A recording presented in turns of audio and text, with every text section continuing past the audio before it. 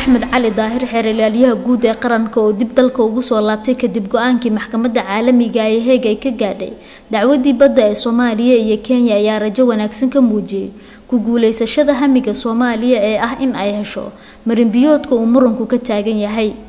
xeeralyaha oo ka warbixiyay qaabkii ay u dhacday dacwadii maxkamadda ayaa sheegay in dawladda Kenya looga fadhiyo in ay jawaab ka bixiso go'aanka maxkamadda si loogu gudbo wajiga labaad ee dacwadda oo ah midka ugu dambeeya ee Soomaaliya ay guusha ku gaari karto. runtii talaabadii ugu horeysay wuxuu ahaa go'aankii ka soo baxay maxkamadda bisha labadeedii maalintii Khamiista go'aankaas oo ay maxkamadda ku diiday dhammaan doodii dawladda Kenya ee khuseysay ishortaaga inayna maxkamaddan ikhtisaaska u lahayn ayna ku ogolaatay maxkamaddu doodii dawladda Soomaaliyeed ee ahayd in ay maxkamaddu dacwadan dhageysato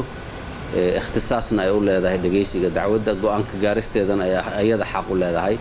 maxkamadda caalamiga ee ICJ ayaa labadii bishan aqbashay dhageysiga dacwad ay Soomaaliya u gudbisay taasi oo ku saabsan muranbadeedka Soomaaliya iyo Kenya waxaana maxkamaddu ay meesha ka saartay soo jeedintii dawladda Kenya ee ahayd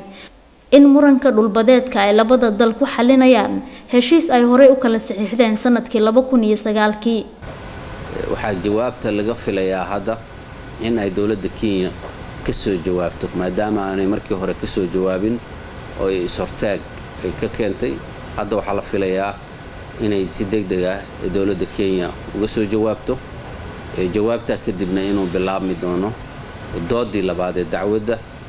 taasoo noqon doonta inay go'aan maxkamaddu u tirto go'aankaasna uu noqon doono mid kama dambays ah oo final ah.